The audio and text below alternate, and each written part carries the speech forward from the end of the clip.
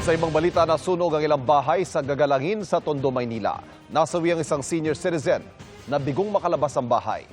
Nakatutok si EJ Gomez. Nabulabog ng nagngangalit na apoy ang mga residente ng Barangay 182 Gagalangin sa Tondo, Maynila pasado alas 11 kagabi. Naging pahirapan daw ang pag-apula sa sunog na agad itinaas sa ikalawang alarma. Made of light materials po lahat, kaya po napakabilis po ng pagkalat po ng apoy at paglaki po nito. At the same time po napakadami pong tao at napakaliit po ng mga daan. Nahirapan po talaga sa pagpasok ng ating mga fire truck po. Nagpasahan ng mga balde ng tubig ang mga residente bilang tulong sa pag-apula ng apoy. Kanya-kanyang takbo ang marami sa paglikas mula sa sunog. Ang iba, bitbit pa ang kanilang mga alagang hayop.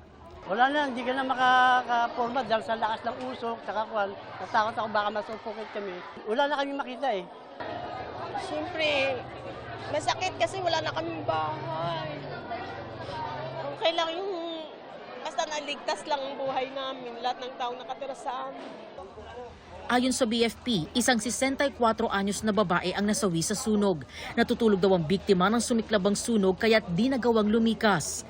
Sa tala ng BFP, 6 na bahay ang natupok ng apoy. 7 pamilya o 21 individual naman ang apektado. Ang magiging evacuation natin, open ng barangay hall, covered work para sa kanilang mga pansamantalang pananatalian. Tinatayang higit 800,000 piso raw ang halaga ng natupok ng apoy ayon sa BFP. Inaalam pa ang sanhi ng sunog na tuluyang naapula mag-aalauna-30 ng madaling araw.